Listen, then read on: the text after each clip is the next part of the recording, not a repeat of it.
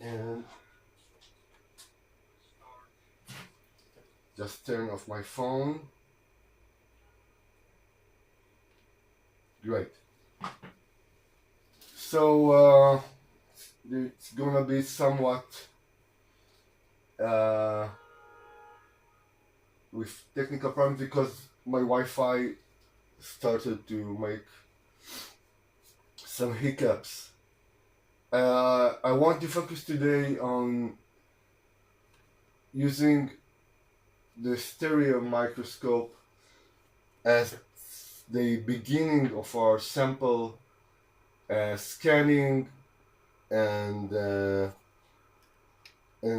pipetting the specimens out of it. I start by saying I'm not a pro. I have no training at all, no education in the field, just based on my experience, and I'm happy to hear your thoughts and techniques as well. Just a second, there is a police car outside. Okay, better. So let's start by defining our tools. So as you see, I'm using the Olympus SZH microscope. It has a revolving objective, which I can choose to use different magnifications. And right now I got the 2x on it, and also the 1x plan apo. The 2x is not apo. The zoom factor is 10 times, so I'm going for 0.7 to 7.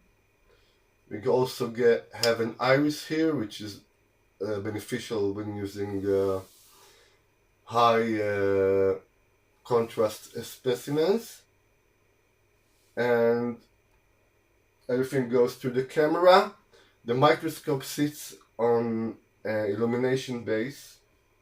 The light comes from beneath. This is very important. We'll see how it affects our ability to recognize specimens. And I start by doing a little show off of what we can do. So I'm turning the light all the way.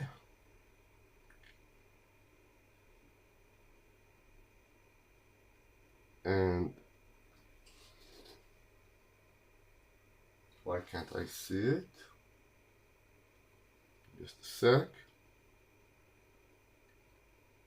Oh, I think it's on the zoom. Okay. So now I'm focusing on a Clostridium leaf with the highest magnification. And we can even detect with the stereo the Brownian motion of the barium sulfate particles in its end. And all the dots that you see around are bacteria. So just to give you a taste of the strength that the stereo microscope can give us.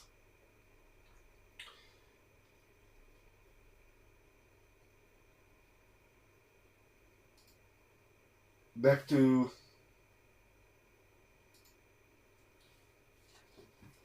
a webcam. I'll want to show you some of the tools that I'm using.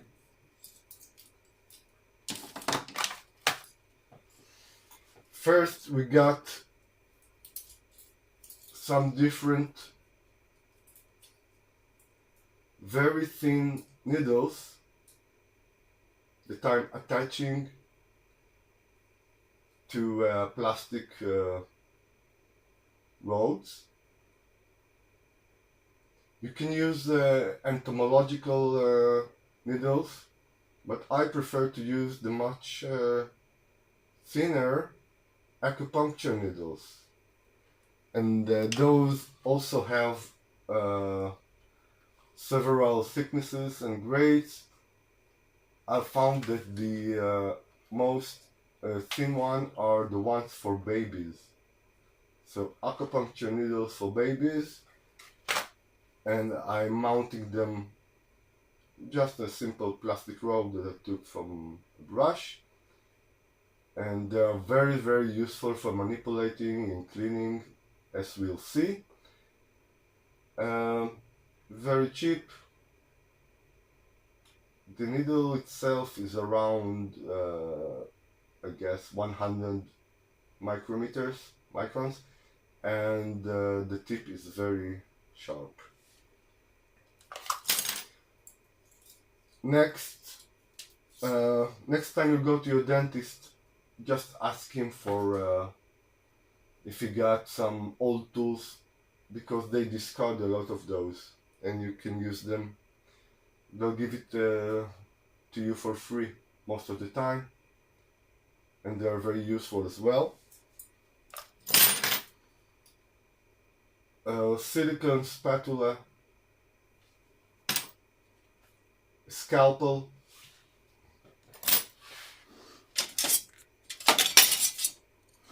various tweezers. All the stuff I'm showing, it's very cheap. You can get it, on the regular sites. Next, very important, petri dishes. I love the 6 centimeters one, and specifically those from Duran. There is a relatively cheap and very quality dishes. The model is a Steriplan. They are very flat, which is very convenient where we're focusing. You don't need to refocus when you're watching. Also great for the inverted microscope.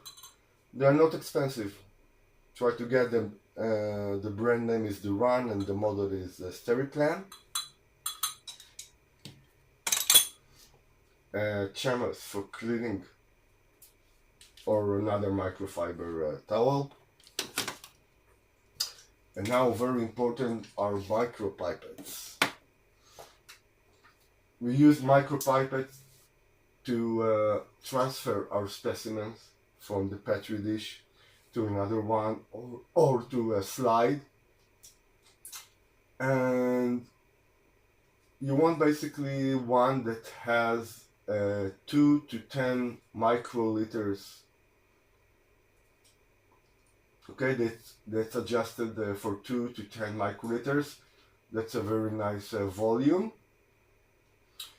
Also, this one is a branded one, but you can get very cheaply on Amazon or AliExpress, unbranded one, and those are very fine for our purpose because we don't need the accuracy that labs needed. We just want to transfer around 10 to 10 microliters.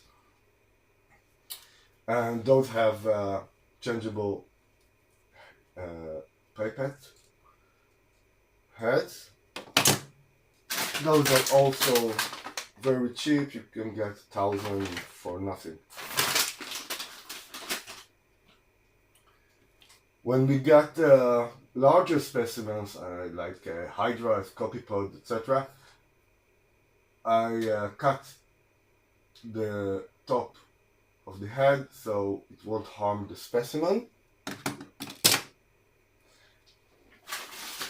And for transferring from, let's say,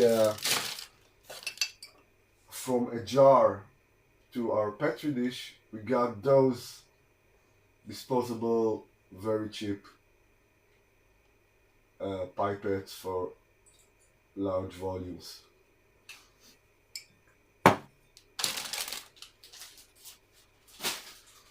Okay, that's that's the tools. Now let's talk a bit about illumination.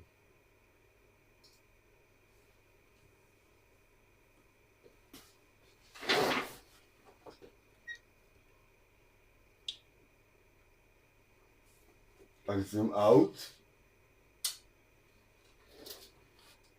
And now we're watching our petri dish with about a 2 days old sample. And you're noticing it's very contrasty and colorful, which help us to identify our specimens, because we are using here a dark field illumination.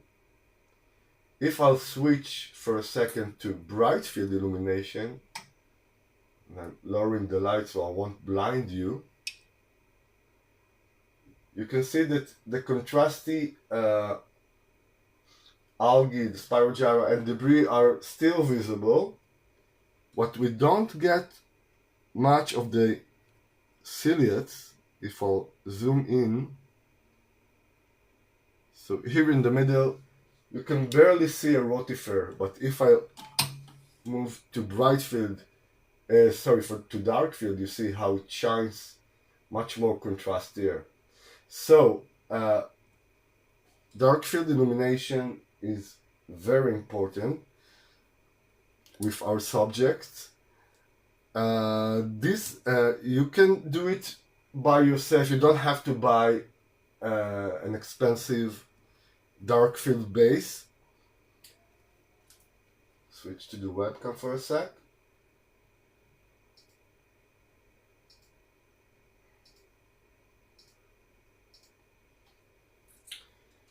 Instead of the base, which I'm turning off now, we can use a simple LED flashlight. We need a powerful one, but those are quite cheap these days. And as you can see, the base is turned off now. And I'll switch back to the stereo view.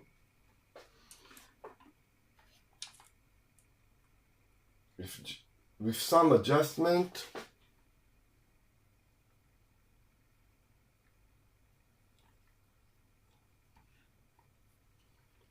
you can get a very nice dark field experience.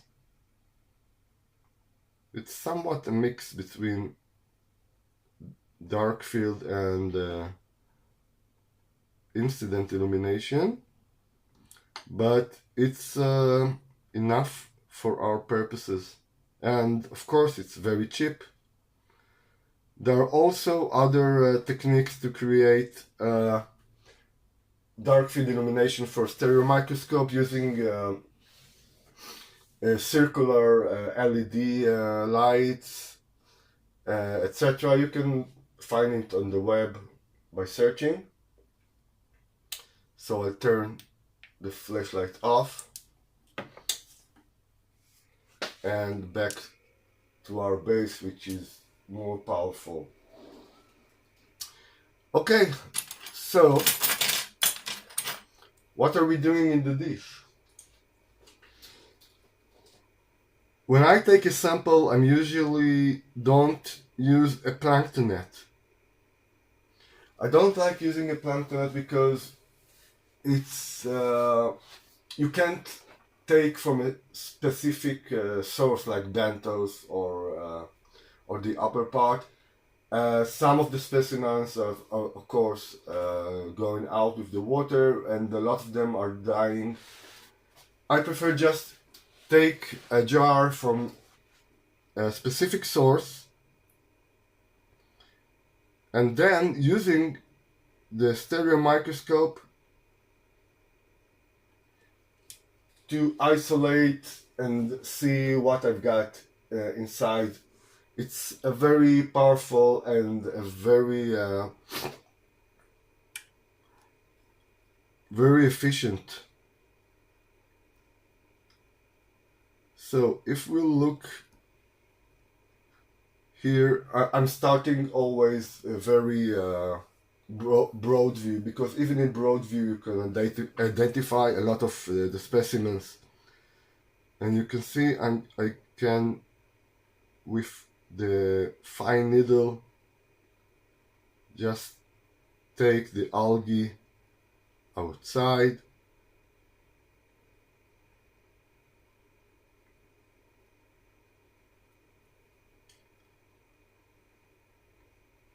and I'm at the lowest magnification now, and even with this magnification we can see Eplotids, Frontonia, even a gastrotrich.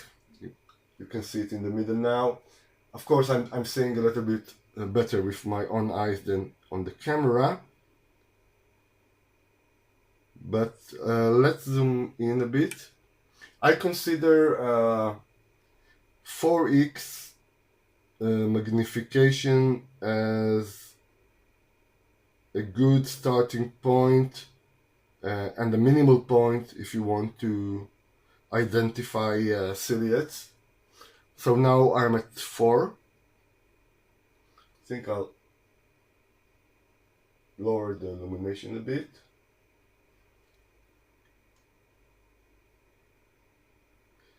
And I can easily recognize Frontonia, two species of Frontonia.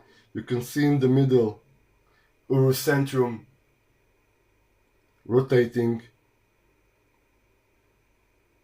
The ability to zoom in and out, giving us a very nice perception of our creatures in different magnifications. So we once we accustom to see them in high magnification, low magnification, we can easily spot them and identify them. I see something interesting here. Let's clean the area and zoom in.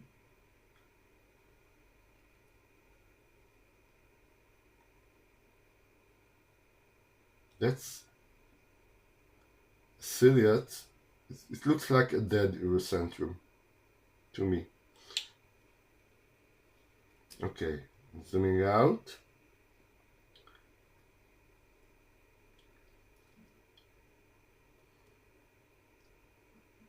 You can see that even that I've poured it not long ago, we already have, I'll zoom in, we already have a very identifiable bacteria layer on the top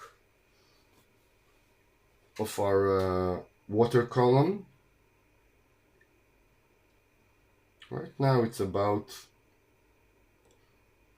I guess, 300 microns deep.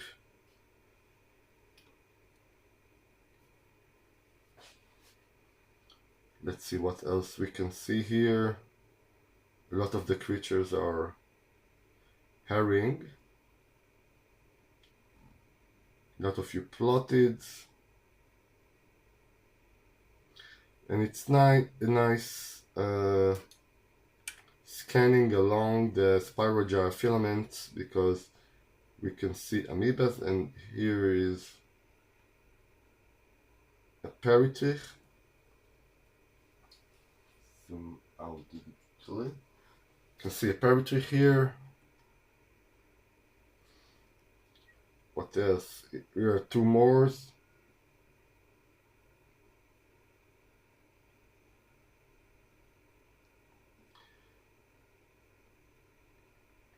The Frontonia is floating on the top.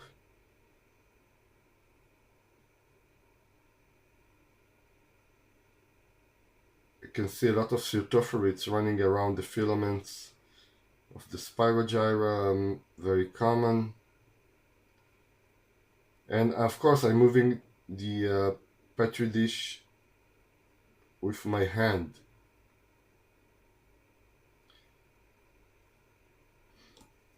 let's look at some more dishes. I'm switching now to a different one, which is much more eutrophic, and here is a nice copypod nauplius. It's too bright, let's move it.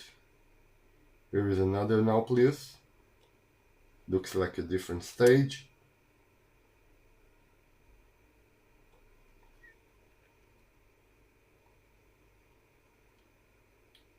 This sample is very hazy because it's eutrophic. See a lot of tiny ciliates moving around.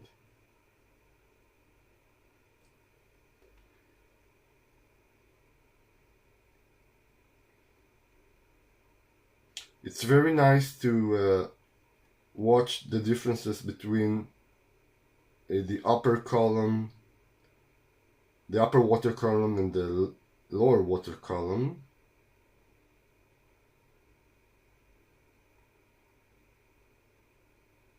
Here we can see some diatoms attached to these spirogyra, trichome.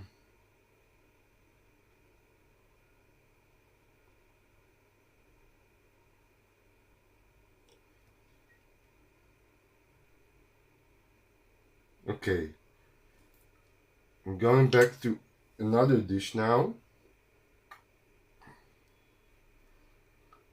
This one is older, and you can see the top layer is very dense with debris and bacteria. You can see the bacteria layer, the biofilm is very dense. And now at the maximum magnification, I'll zoom in digitally a bit.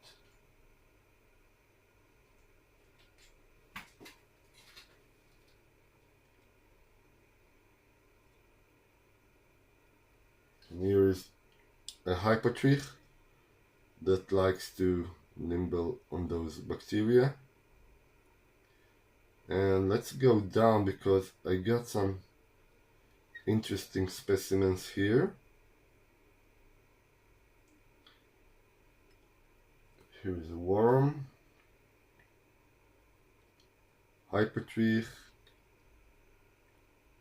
another hypotrich, a rotifer,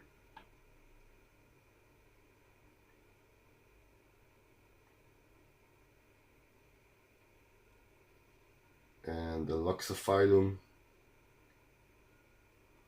This one is very nice.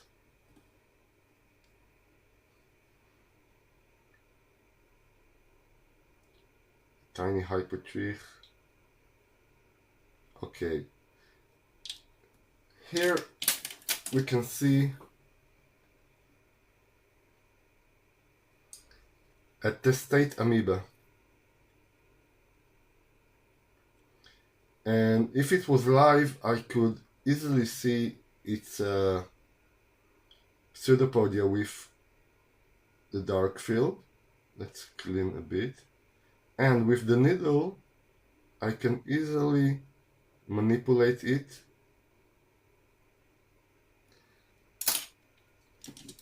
Zoom out.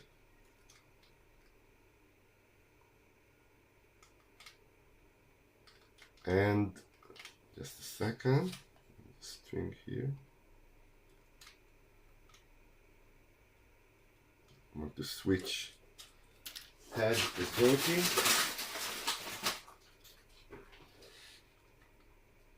So if I want, I can now easily take it in and transfer it to another place. We can see here another testate amoeba.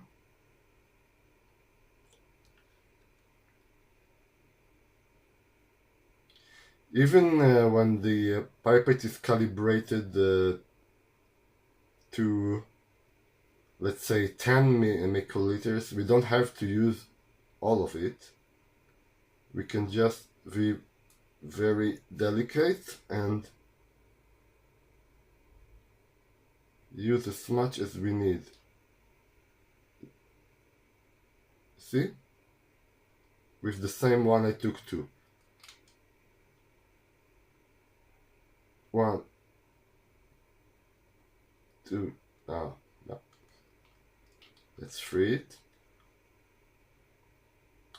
Another useful technique you can do with specimens that like to attach to the substrate, I'll lower the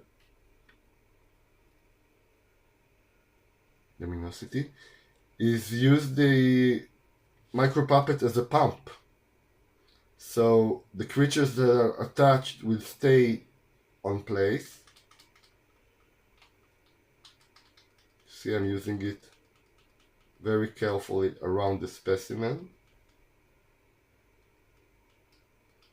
And I've detached the laxophyllum from the substrate, and I can now take it carefully and free it. Let's see if we can find more interesting things. Here's an hydra, and now we can see that the opening is too small for it, so I'll use another opening. I won't take it now.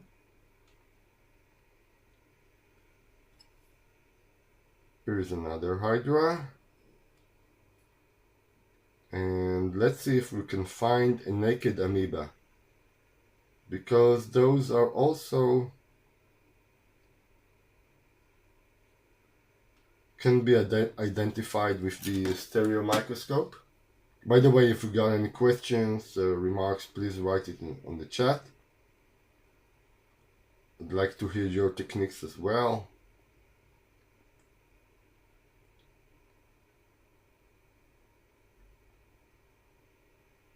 Now I'm looking for amoeba.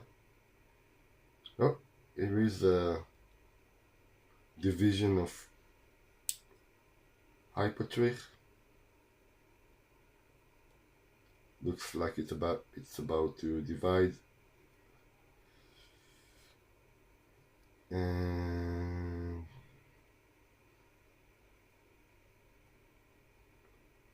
should be some amoebas here. Here is a Testudinella. You won't see that angle with an upright microscope. Nice. Okay, this one looks to me like an amoeba. Could be, I'm not sure. No. Where are you?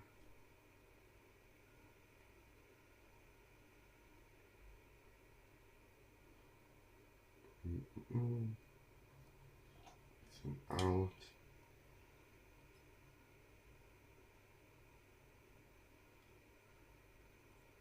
Of course, the less water we're using, it will be much clearer view, but then we'll have some problem of sucking with the micropipette. You can see now Leposinclis. Clearly see its eye. But we can't see its flagellum.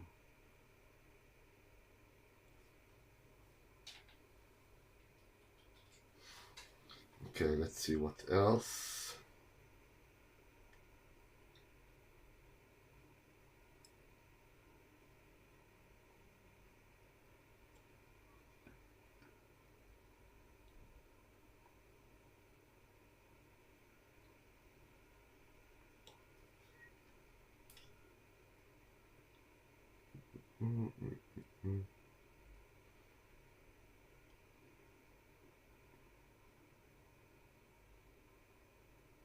I'll do it more methodically. Yeah. Here is Arcula. You know what? Let's take this Arcula, and you can see that with the micro needle I can very gently separate it from the debris.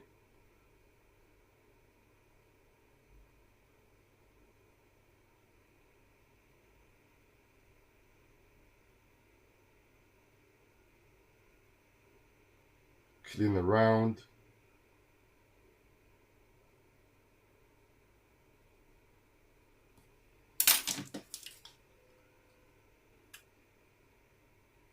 And transfer it. So where are we transferring to? It could be two things in my case.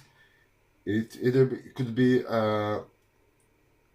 a clean new dish with clean water, so I can pipette it from there to my slide for examining, or if I just want to transfer it to another dish to further examination with the inverted microscope, I'll just use the same water. We can see here one of the nice red hypotrichs.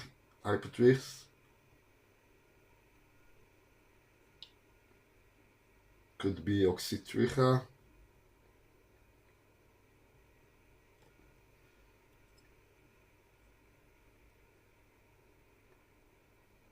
But where are our amoebas? Another hypotrich. Diatom.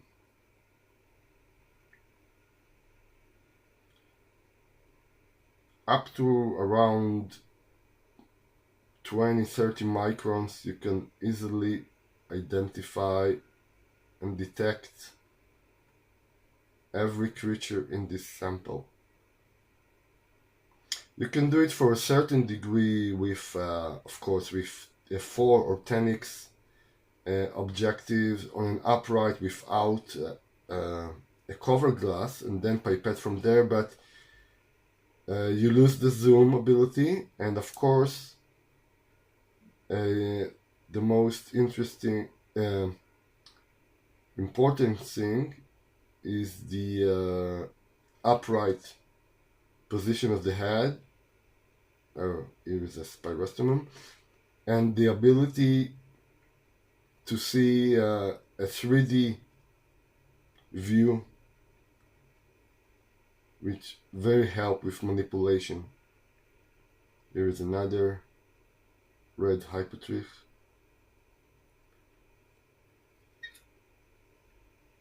What happened to all the amoebas? Oh, here's a nice stentor.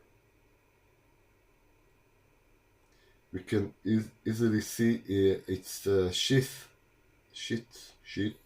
I don't know how to say that, around its leg.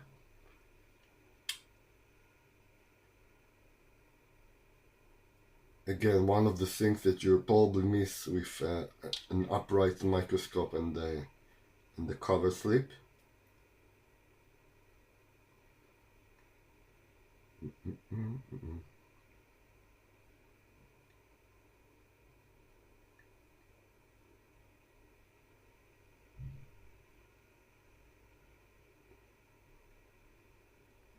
Okay, haven't found here. It's very, the top layer is very dense, so our viewing is very disturbed. I'll take a fresh sample now. So I'm taking a new dish. I use the top lids as well. They're perfect for that. A little cleaning.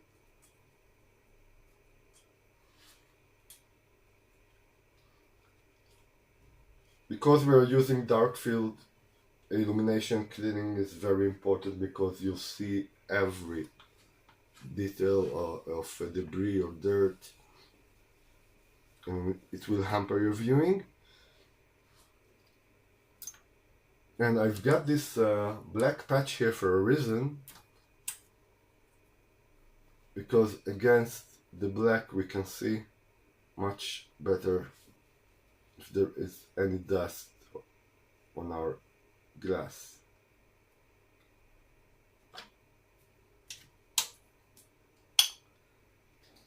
So with the transfer pipette, I'll take now a fresh sample and I'll take it from the bottom of my jar.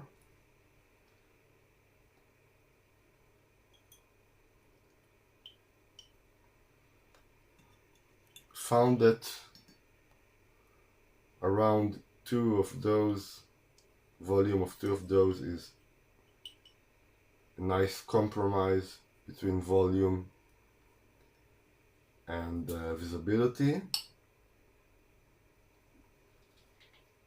Let's switch me off. Turn the light on.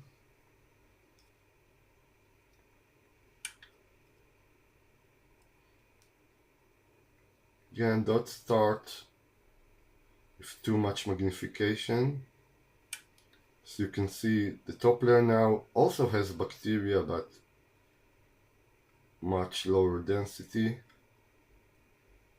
can see a stentor.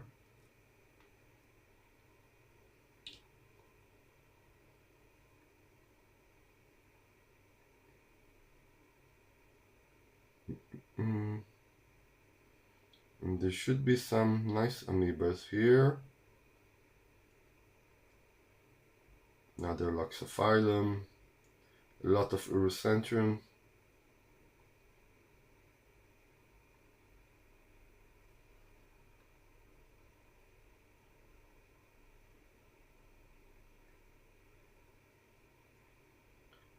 Plotted.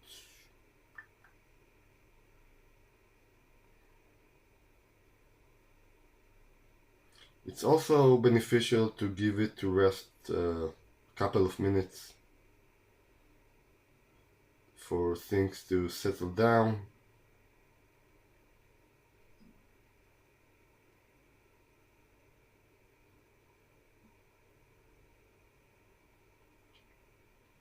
But as you can see, scanning is very fast,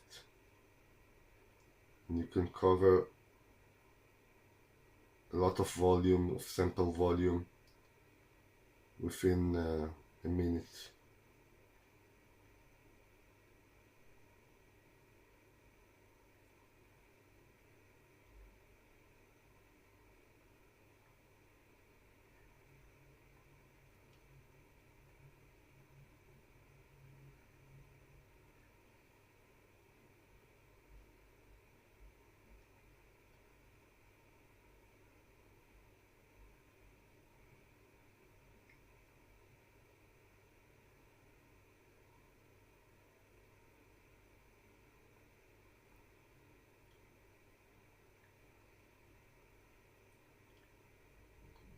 Okay, I don't see anything interesting in here, so I'll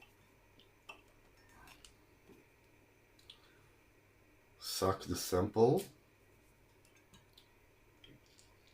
Using the same dish, I'll take from another part of the sample. I think this one has some more potential.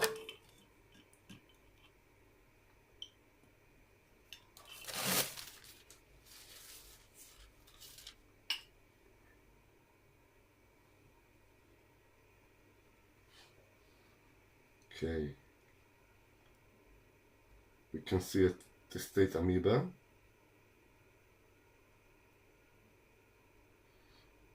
We can go back to it soon and see if it's moving its podia out.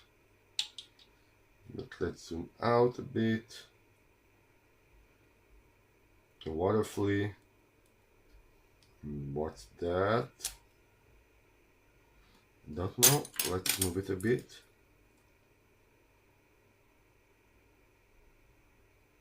Oh, nothing. Just detritus.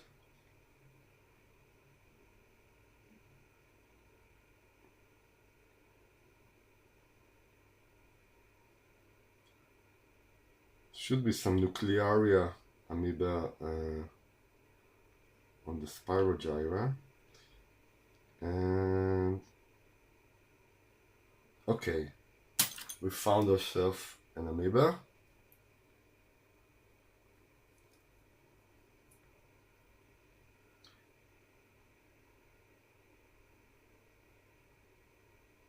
Along the way, you learn to recognize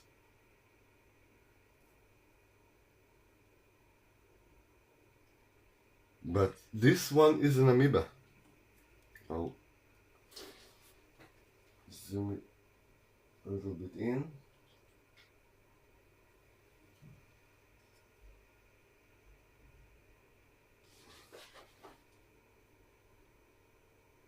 This one is a naked amoeba. Maybe we'll find one that's more identifiable.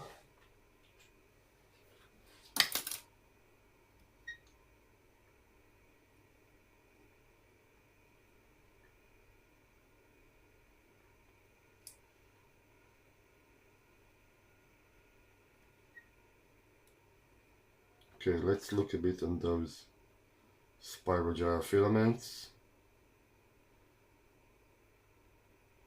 Stentor.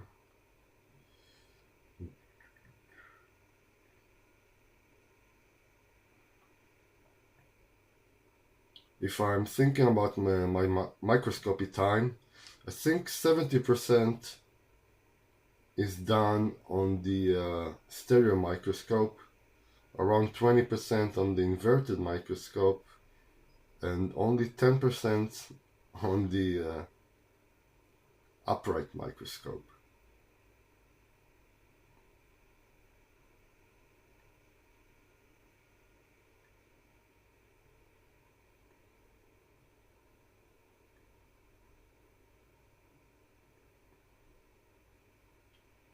An ostracod.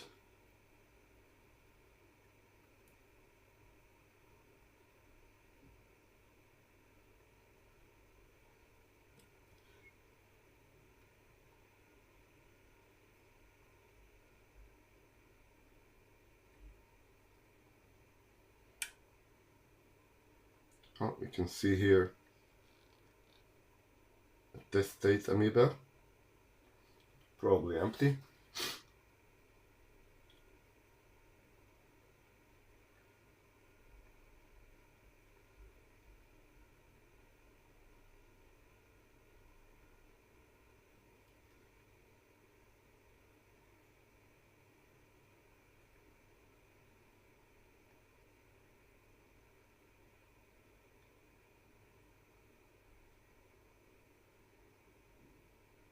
Okay, I don't know where all the nuclearia went.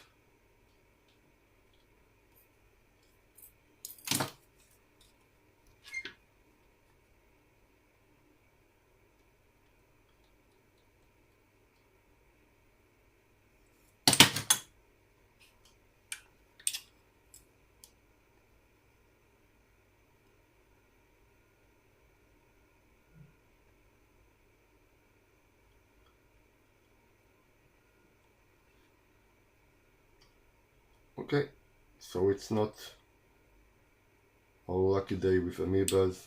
There is a ostracod and a worm, and I've seen here a gastrotrich walking around. Yeah, hey, what's that? It's a globular red one, ciliate. I think it's part maybe of the hypotrich we've seen earlier. But where is that gastrotrich? Here it is, a very tiny one.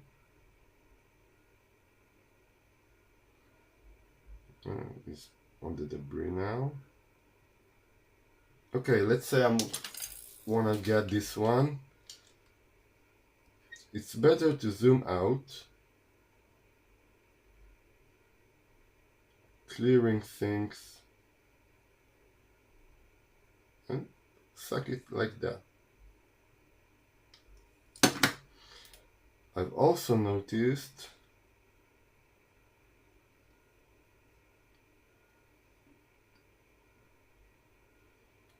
this one looks like a scuticociliate. I'm not sure, but I think I've seen yeah, here it is. We can see Acromatium bacteria. I'll zoom in digitally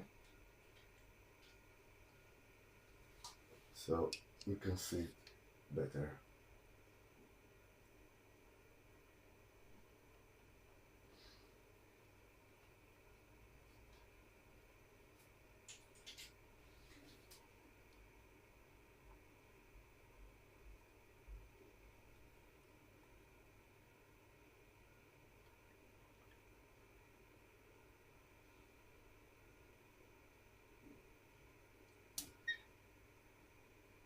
Let's see what else is interesting here, if any.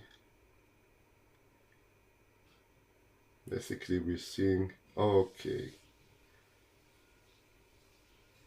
now here we see the importance of color, because I think this one is an amoeba. So I'll take my needle. Oh, it's right on the edge, so I have to be careful.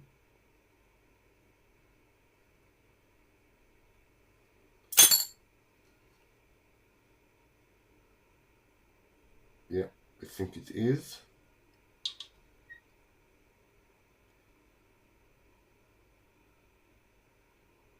What else? This one is Eurocentrum. I can even see it trailing its caudal cilia. Don't know if you can see it in the video, but I see it.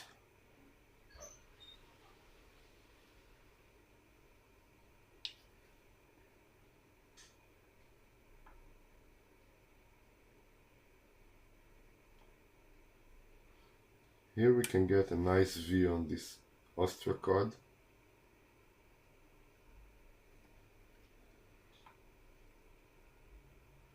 Again, the viewing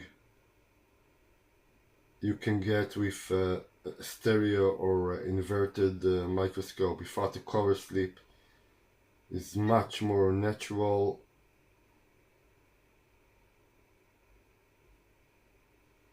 Who is this nice dividing one? Probably frontonid. Peritrich.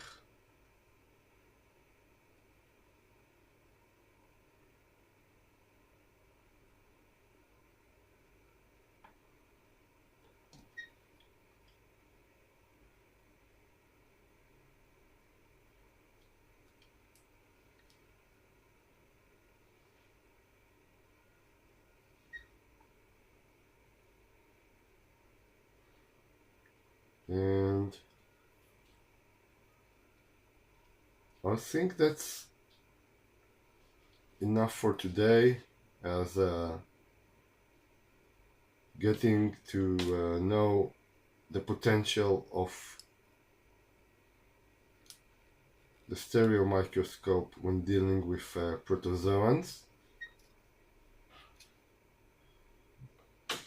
I just want to emphasize that although this one is